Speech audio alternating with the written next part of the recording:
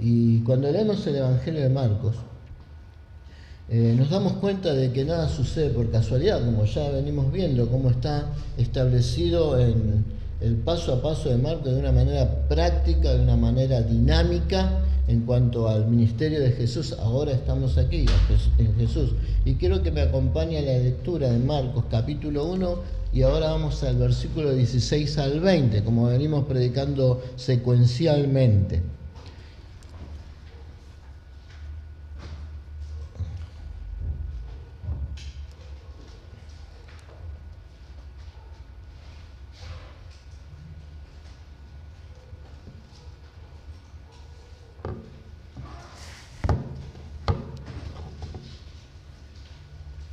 Si lo tiene, vamos a darle lectura.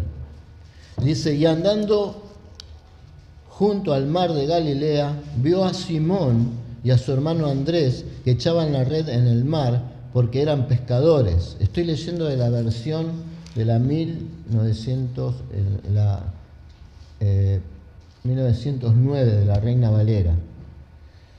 Y andando junto al mar de Galilea vio a Simón y a su hermano Andrés que echaban la red en el mar porque eran pescadores. Versículo 17. Y les dijo Jesús: venid en pos de mí, y haré que seáis pescadores de hombres. Y enseguida, dejando sus redes, los siguieron. Y pasando de allí un poco más adelante, vio a Jacobo, hijo de Zebedeo, y a su hermano Juan, los cuales estaban en la barca remendando las redes. Y enseguida los llamó, y dejando a su padre Zebedeo en la barca con los jornaleros, fueron en pos de él. Oremos. Padre celestial, bendito Dios, Señor, hoy estamos aquí delante de ti, Señor, con expectativas, Señor, en nuestro corazón de aprender, Señor, de conocer más de ti, de que tu palabra, Señor, se incruste en nuestras conciencias, pero de una manera activa para que nos impulse tu espíritu a obedecerla, a caminar en pos, Señor, de lo aprendido, Señor. Para que Dios, nuestros pasos sean, Dios mío, pasos sobre las huellas de Cristo, porque queremos andar como Él anduvo, como Él nos mostró su ejemplo, Señor. Y hoy aquí vemos, Señor, bendito Dios, cómo el Señor está ahora convocando las bases, Señor, formando las bases, armando su equipo, los cimientos, aquellos que iban a poner el fundamento de su iglesia, empezando desde la predicación y ahora hacia el Evangelio, hacia el llamado de los primeros discípulos. Padre, te damos gracias, Señor, porque gracias a estos hombres que fueron una vez convocados y otros que aprendieron de ellos, y así sucesivamente, llegamos hoy hasta nuestros días, y también hoy, Señor, bendito Dios, escuchamos el Evangelio, la predicación y el proceso de discipulado, para que hoy nosotros podamos también, Señor, discipular a otros y predicar tu palabra. Señor, te doy gracias, Señor, porque un día comenzaste esta obra en nosotros, Señor, y sabemos que no se continuará en nosotros, porque por gracia ha llegado a nosotros, y a través de nosotros, por gracia, llegará a otros. Y sea todo esto, Dios mío, para alabanza de tu reino, de tu nombre, de tu poder, y gracias por tu misericordia y por habernos escogidos a nosotros, Señor, siervos inútiles, para estas tus labores. Oramos en el nombre de Jesús. Amén y amén.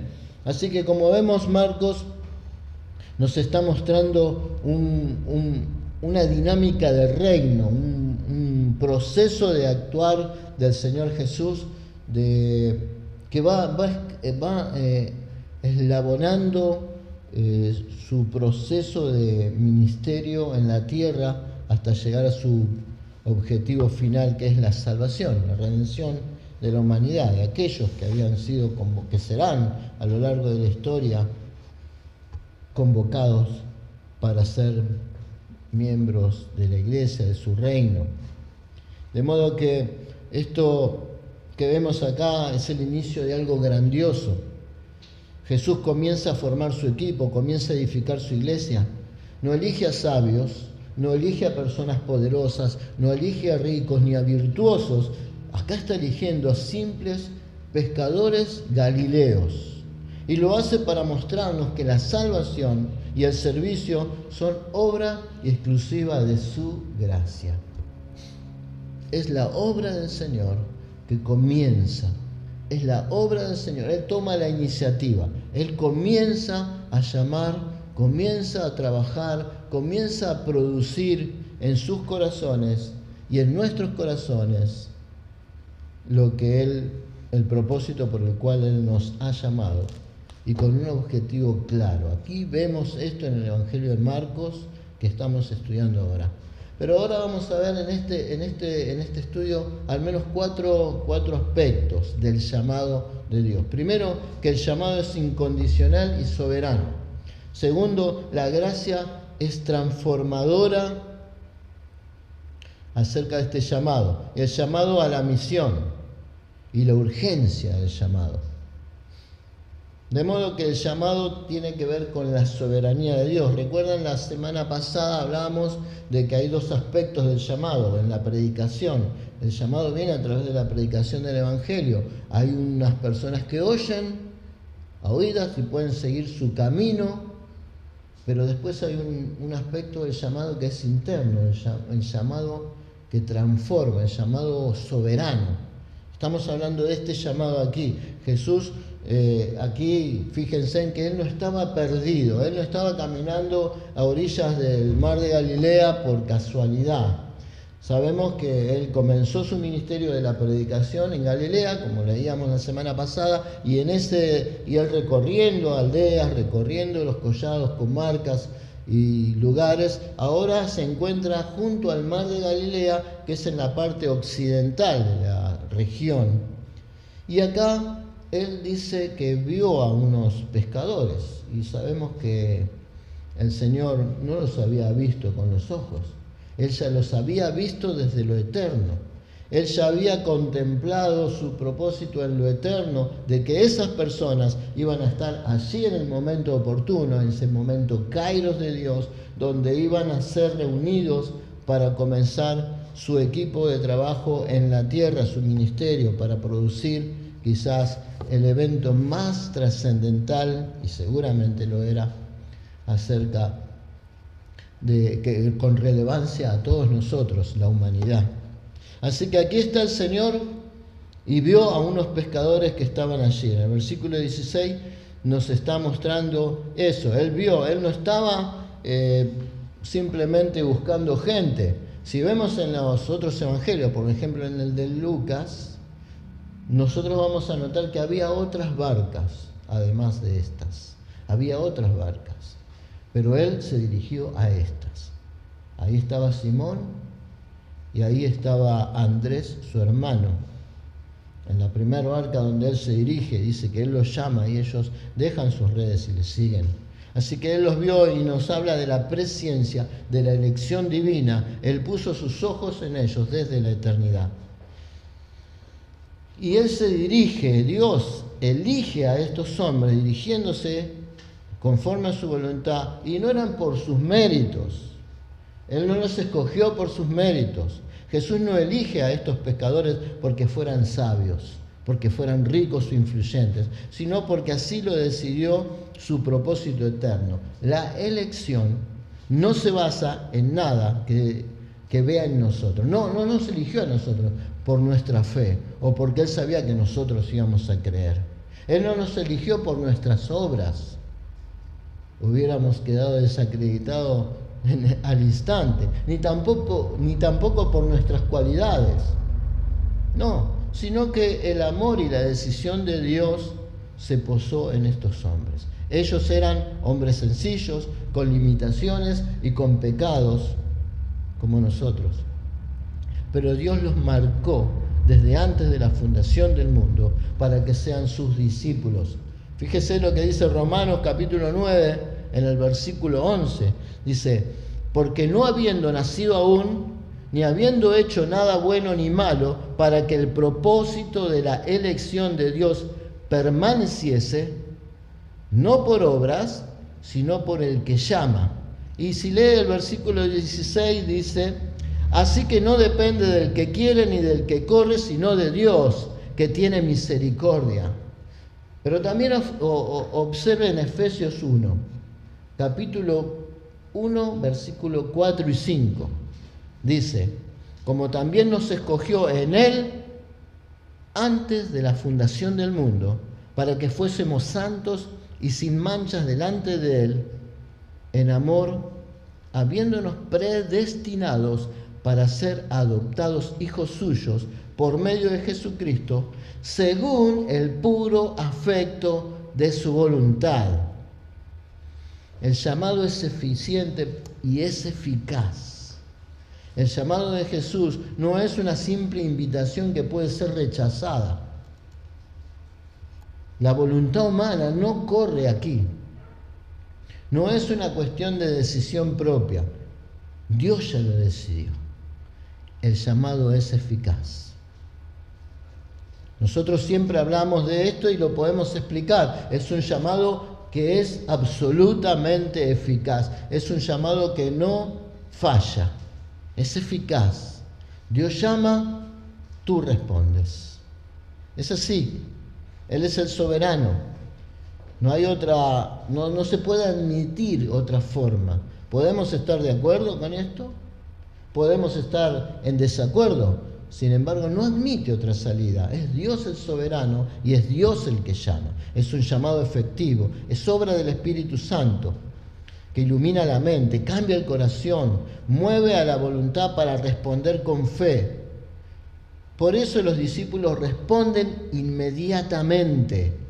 No es solo su decisión, es Dios actuando en ellos para querer y el hacer lo que a Él le agrada.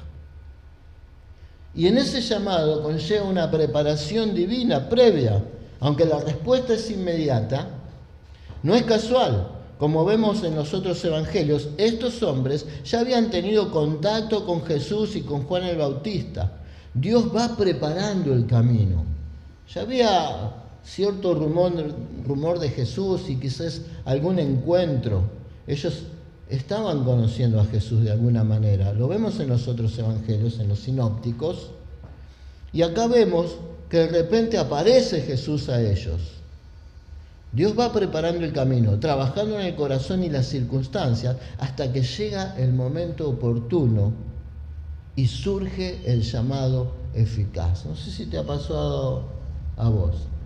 No sé si has oído hablar de Jesús antes de que seas llamado de manera eficazmente. No sé si te ha pasado, a mí me ha pasado. He escuchado muchas veces personas que me han dado un tratadito, que me han hablado del Señor, que me han compartido el Evangelio fugazmente. Yo seguí mi camino como si nada, pero en determinado momento nadie me predicó, nadie me habló. Había silencio absoluto de parte de los emisarios de Dios, esas personas que Él llama para predicar el Evangelio espontáneamente a todo el mundo. Nadie me estaba predicando el Evangelio, pero yo tenía una inquietud, algo me ardía y empecé a recordar las veces que me habían hablado y me dirigí yo solo a la iglesia. Me puse afuera de una puerta hasta que alguien me invitó a pasar. Me acuerdo, jugamos a la pelota ese día con unos jóvenes y al otro día, al día siguiente, eso fue un sábado, yo estaba congregándome y de ahí nunca más me aparté del Señor. Yo había escuchado el llamado eficaz. Él estuvo trabajando a lo largo de quizás quién sabe cuántas circunstancias y ocasiones y tiempo, y llegó el momento en que tuve que reaccionar. El llamado de Dios había llegado a mi vida. Juan 15. Versículo 16 dice, no me elegisteis vosotros a mí, sino yo os elegí a vosotros, y os he puesto para que vayáis y llevéis frutos, y vuestro fruto permanezca. No somos nosotros los que vamos al Señor, el Señor nos llama. Él nos trae con cuerdas de amor y de gracia, y nos pone en su redil. Y cambia nuestro propósito. Cambia nuestra razón de ser. Es una gracia que transforma. En el versículo 17 vemos que dice, y haré que seáis pescadores de hombres. Ellos eran pescadores, ellos pescaban en el mar de Galilea, naturalmente. Era su profesión, era su trabajo. pero ahora Él dice que va a ser de ellos pescadores de hombres. ¿Qué quiere decir esto? Jesús cambia el objeto de su vida. Antes trabajaban para las necesidades físicas y materiales, alimentar cuerpos y sobrevivir. Ahora serían instrumentos para alimentar almas y expandir el reino. Fíjense en el énfasis que tiene el verbo haré. Él no les dijo, quizás puedan hacer o quizás intenten hacerlo. No, dice que Él iba a ser en ellos, iba a ser de ellos pescadores de hombres. Esto es gracia soberana. Él no te llama para que hagas algo que tus fuerzas no pueden hacer. Él te llama para Él obrar en ti. Como dice Filipenses 2, versículo 13. Dios es el que en vosotros produce así el querer como el hacer. Es Él el que trabaja en tu vida, es Él el que te equipa, es Él el que te da las herramientas. El poder es de Él sobre tu vida. Por eso el débil diga fuerte soy, no por su debilidad, sino por el poder que descansa en su alma, que es el mismo poder del Espíritu Santo para hacer bien. Bien dice allí el Señor cuando está al final de su ministerio y envía a sus discípulos, dice, pero recibiréis poder cuando venga sobre vosotros el Espíritu Santo y me seréis testigos en Jerusalén, en toda Judea, en Samaria y hasta lo último de la tierra. Hechos capítulo 1, verso 8. Y vean esto, es el poder del Espíritu Santo operando en nosotros. Por eso cuando nosotros servimos al Señor, no lo hacemos en nuestra fuerza, no podemos decir no puedo. Como lo hizo Moisés cuando presentó variedades de excusas en el capítulo 3 de Éxodo. Señor, no sé hablar. Señor, no me van a creer. Señor, ¿quién va a decir que me envió? O Jeremías cuando es llamado, que dice, soy niño, no me van a escuchar a mí. Bueno, no digas que sos niño, porque yo te voy a poner como castillo fuerte, como portal bruñido, como espada bruñida. Te voy a dar el poder para que puedas hacerlo. Es el Señor en nosotros que obra, nos da las herramientas, nos capacita, nos da el poder. Si fuese por nosotros no podríamos lograr nada. Así nosotros nos consideramos arrogantemente hombres poderosos, elocuentes y virtuosos, carismáticos, persuasivos o cobardes, o todo lo contrario. No se trata de nuestras capacidades, se trata del poder de Dios en nuestras vidas, llevándonos a sus propósitos. Es como si tomara una barca vieja, el tomar el timón y le cambiar el rumbo. La madera va a ser la misma, pero tú sigues siendo tú con tus habilidades, pero ahora el dueño es Cristo y el destino es su propia gloria. Desde la obra humana, pescadores de hombres, hacia la misión divina, pescadores comunes hacia ser pescadores de hombres. La transformación del llamado. La frase os haré pescadores de hombres resalta que Dios es quien hace la obra. No es que ellos se conviertan en misioneros por sus propias fuerzas, sino que Jesús promete transformarlos y darles la capacidad para cumplir su misión. Esto refleja el principio de la sola gracia. La sola gracia. Todo es por gracia, desde el llamado hasta el fruto del ministerio. Todo y absolutamente es por gracia. Por eso Pablo le va a decir a los Corintios en la primera epístola, en el capítulo 15, versículo 10, pero por la gracia de Dios soy lo que soy, y su gracia no ha sido en vano para conmigo. Antes he trabajado más que todos, pero no yo, sino la gracia de Dios conmigo. Es el poder de la gracia en nuestras vidas. Es el poder. Nosotros hacemos lo que hacemos en función del llamado y lo hacemos en el poder de Dios y por la gracia de Dios.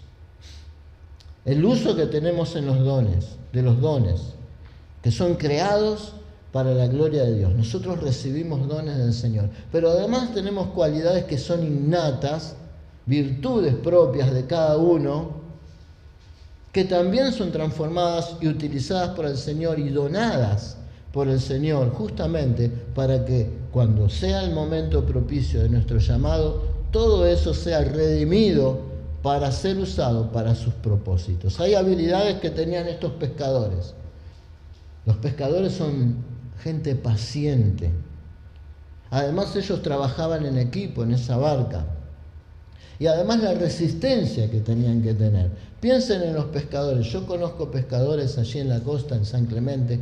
Ellos suben a los lanchones, se embarcan y allí tienen que tener esas virtudes. Tienen que ser hombres pacientes. A veces se levantan tempestades. A veces están días y días, semanas quizás, hasta llenar la bodega porque los peces no aparecen.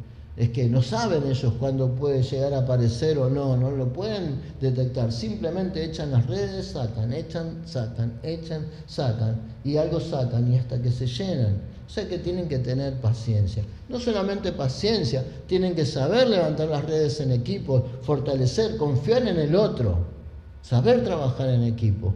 Y además tienen que tener resistencia. A veces tienen que resistir el frío, a veces tienen que resistir el cansancio y el sueño. Están allí. Esas mismas virtudes son usadas por Dios, pero transformadas por el Espíritu Santo. Las ponen al servicio del reino, reconociendo que todo viene de Él y debe servir para su gloria. Soli Dei Gloria, decimos nosotros, ¿no es cierto? Los reformados. La gloria es de Dios. Y por otro lado también, la misión con la que ellos están ahora siendo llevados es consecuencia de la salvación. Fíjense en que el llamado que estos hombres reciben no es solamente a que sean salvos, sino directamente a que cumplan un servicio misionero. Ser pescadores de hombres no es una tarea adicional, sino es una expresión natural de haber sido salvados. Quienes han experimentado la gracia de Dios y pueden guardarla para sí mismos, es algo muy difícil, es imposible. Nosotros somos llamados para compartir el Evangelio sabiendo que Dios es quien da el crecimiento y el resultado. Por gracia recibiste, por gracia das. La salvación la recibiste por gracia o por mérito tuyo. Por gracia. Esa gracia debe ser transmitida a otros. Le predicás a otros, compartís tu fe con otros. Esa es tu misión. Ser pescadores de hombres no es una tarea adicional, es un efecto de la misma salvación. Por eso 1 de Pedro 4:10 dice: cada uno según el don que habéis recibido, ministrelo a los otros para que... Perdón, voy a leer de vuelta. 1 de Pedro 4:10. Cada uno según el don que ha recibido, ministrelo a otros, como buenos administradores de la multiforme gracia de Dios. La gracia de Dios tiene muchas formas, ¿no? Es como un diamante. Cada uno de nosotros tenemos un don particular y complementario que hacen a la iglesia. La multiforme gracia de Dios. Una persona que entra en una iglesia comienza a ser edificada por esos dones que reciben los que ya son miembros. Aquellas personas comienzan a complementar esa multiforme gracia de Dios. Así que cada uno de nosotros, conforme a los dones que tenemos, edificamos a los otros. Y eso se da cuando somos salvos, cuando el Espíritu Santo nos llena, viene a nuestras vidas, nos salva y recibimos un don en particular para algo específico. Y la respuesta, la fe, y obediencia como fruto de la gracia. Como vemos en el versículo 18 al 20, dice que dejando luego las redes, le siguieron. Esto es en cuanto a Simón y Andrés, y en cuanto a Jacobo y a Juan, dejaron a su padre Zebedeo. Y esto no es un detalle menor que aquí Marcos está destacando, porque esto tenía una connotación cultural muy, muy importante. Fíjense, el texto usa la palabra luego dejándolo, y el término es euteos, que significa inmediatamente. No es como nosotros pensamos, por ejemplo, cuando a nosotros nos llaman y decimos, bueno, luego voy. ¿Luego qué quiere decir? Más tarde, ¿no? Y dice, y luego dejándolo todo, o dejándolo, le siguieron. O cuando te dicen, ¿podés venir? Sí, ya voy. ¿Ya es cuándo? Ya, es ahora.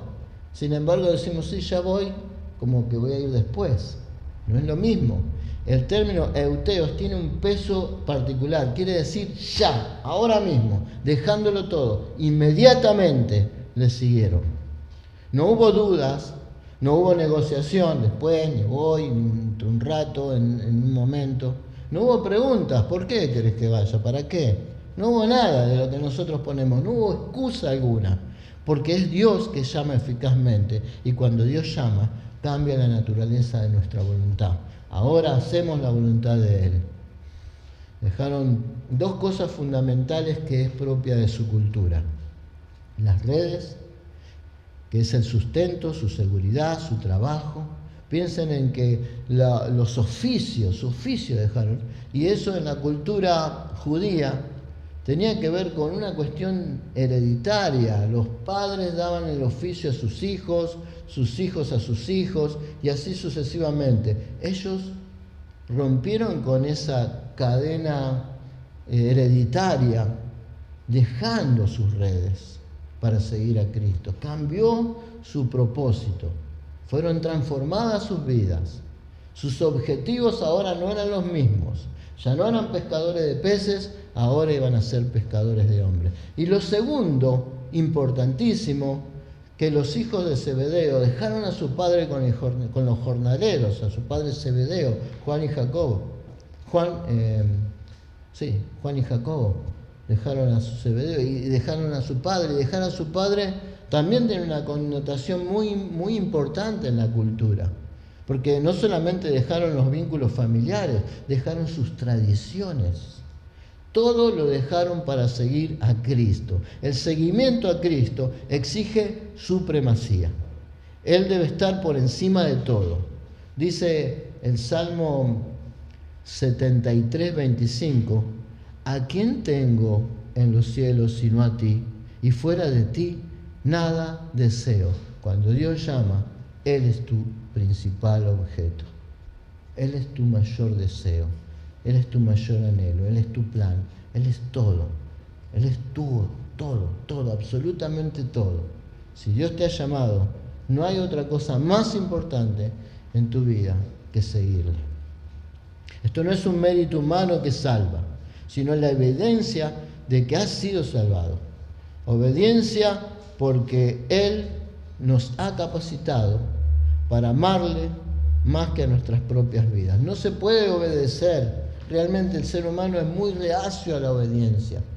Pero cuando Dios te llama, simplemente arrepentimiento, fe y obediencia ocurren en tu corazón.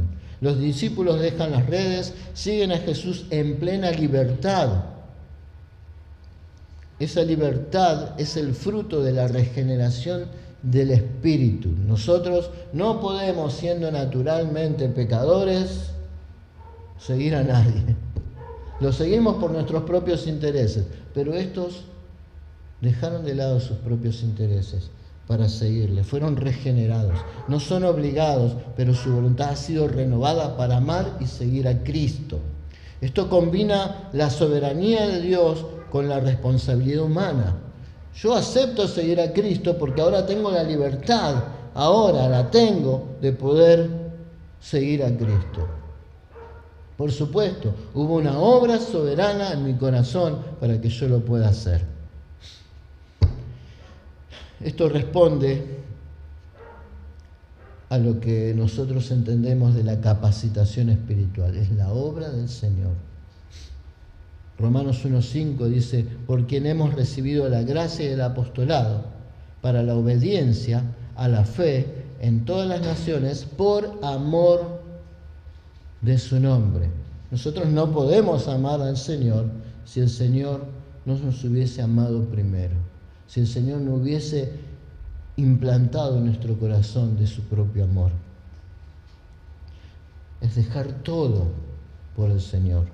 El acto de abandonar estos hombres, de abandonar su trabajo y su familia, su seguridad, no es un mérito que les dio salvación, sino una manifestación de que Cristo se ha convertido en el tesoro más valioso. El seguimiento implica poner a Jesús por encima de todo, reconociendo que Él es el Señor absoluto. Soli Cristo. Mateo 13, 44 al 46, habla Jesús aquí en parábola y dice: el reino de los cielos es semejante a un tesoro escondido en un campo, el cual un hombre halla y lo esconde de nuevo, y gozándose por ello, va y vende todo lo que tiene y compra el campo mismo. Bien, piensen un momento en esto. Ellos no pueden comprar el tesoro. Ellos toman el tesoro, lo guardan en un lugar que sí tienen acceso para poder comprar y lo ocultan ahí y después compra el campo, ¿no? El reino de los cielos es semejante a este tesoro escondido. Cuando nosotros descubrimos este tesoro, no hay nada que nos importe más. Lo dejamos todo para poder tenerlo. Por otro lado, también tenemos que notar la confianza en el que llama.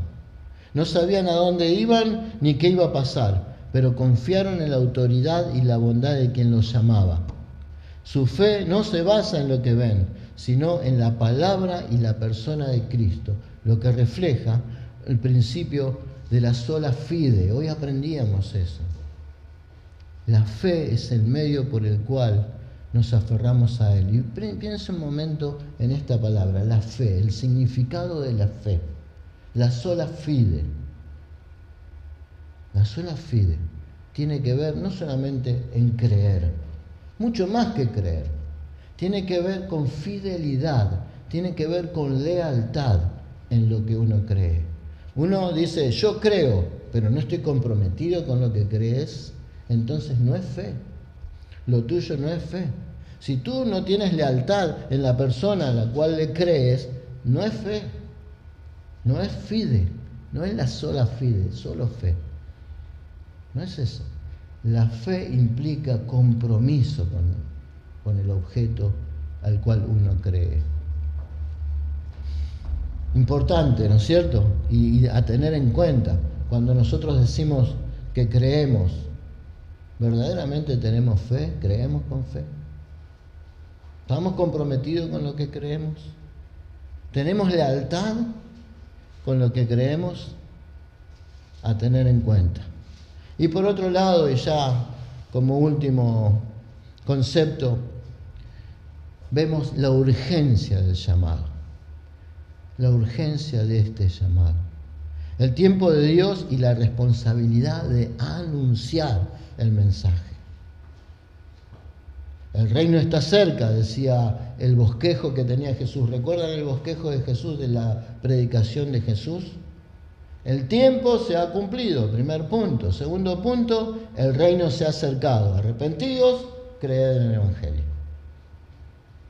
La urgencia que hay, el tiempo se había cumplido, el reino se había acercado. La rapidez con que Marcos cuenta la historia, este evangelio tan pragmático, tan práctico, tan dinámico, refleja la urgencia del mensaje.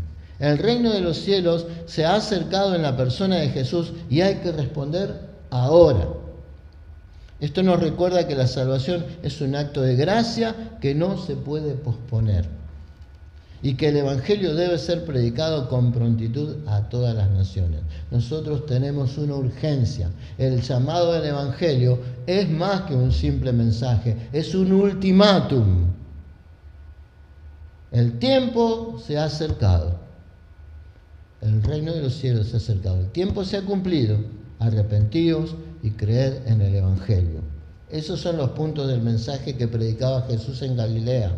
Es el mismo punto que nosotros tenemos que predicar. El llamado al arrepentimiento es ahora, no hay tiempo. No sabe qué va a pasar una vida mañana. No sabe si va a haber una segunda oportunidad. El tiempo es ahora. Si el llamado de Dios interno irrumpe en el corazón, esa persona va a creer, se va a arrepentir y va a seguir a Cristo. Si no, seguirá su camino y que su alma sea, que Dios tenga piedad de su alma. O que quizás su tiempo no se ha dado en ese contexto y quizás en algún momento ese llamado se va a activar y esa persona va a acudir, como pasó conmigo y como quizás ha pasado con varias personas. Segunda de Corintios 6:2 dice, porque Él dice, en tiempo aceptable te he oído y en día de salvación te he socorrido. He aquí ahora el tiempo aceptable, he aquí ahora el día de salvación. Es un llamado urgente. Predicar el Evangelio es ahora. No hay otra oportunidad, es ahora.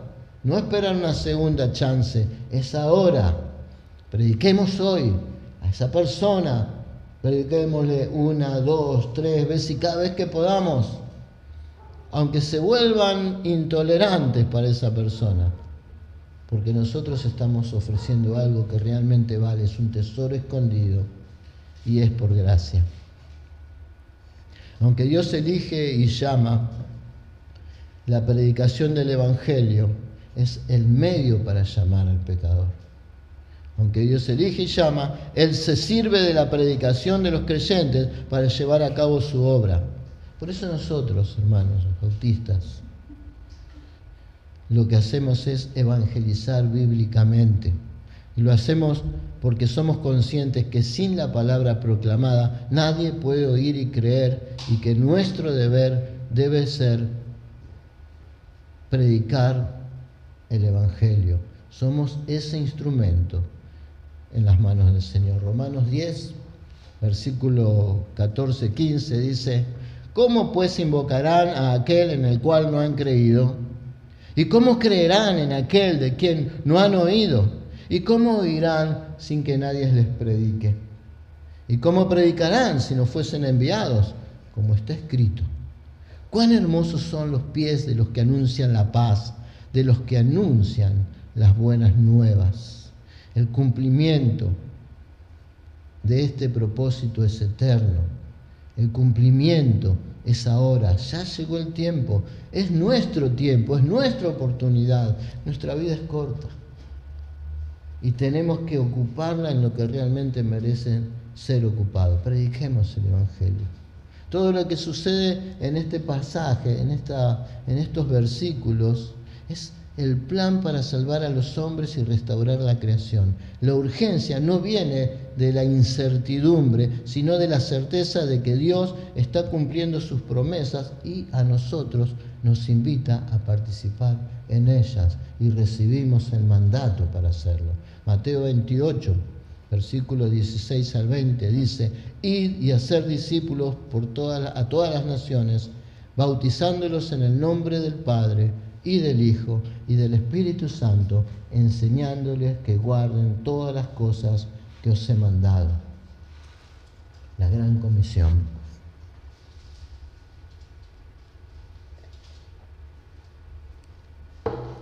Hermanos,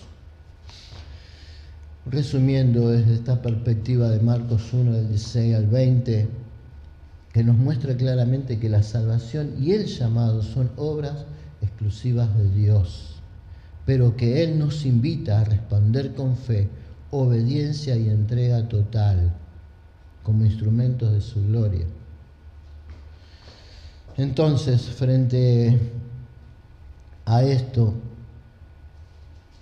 Dios nos llama a ser discípulos. Y esto es lo que nos enseña. En primer lugar, que el llamado lo tenemos que recibir con un corazón humilde, no orgullecernos de nuestra fe. Reconocemos que es un don de Dios la fe. Él te eligió no porque fueras bueno, sino porque Él es bueno. Lo segundo es que tenemos que tener confianza en este llamado, porque es Él el que te llamó y Él te capacitará. No digas, no puedo yo servir al Señor, no tengo talento, no tengo gracia, no. Recuerda la expresión, yo haré. Él es el que va a hacer en vos. Él te va a hacer un pescador de hombres. No eres tú que vas a hacer las cosas, es Él, la obra en Él, la obra en ti de Él. Segundo, la confianza. Si Él te llamó, te va a capacitar. Tercero, examinémonos. ¿Por qué no acudimos aún al llamado? ¿Cuáles son las redes que todavía tenemos aferradas? Quizás hay cosas que nos están ocupando el corazón y nos estorban oír el llamado. Quizás el trabajo, el dinero, comodidades, intereses personales. El llamado pide dejarlo todo para tenerlo solamente a Él, y todo lo que tenemos vendrá de Él. Y por último, la misión. Tenemos una misión, hermanos. Todos somos llamados a ser pescadores. No todos somos llamados a ser pastores, pero sí todos somos llamados a ser testigos. Usemos nuestras vidas, nuestro trabajo, nuestras palabras para atraer a otros, sabiendo que el fruto será de Él. Y quiero terminar con este pensamiento, quizás, que el Señor nos conceda esa misma respuesta, inmediata, de dejar las redes y seguirle, confiando que Él hará en nosotros lo que necesite para su gloria. Vamos a orar. Señor,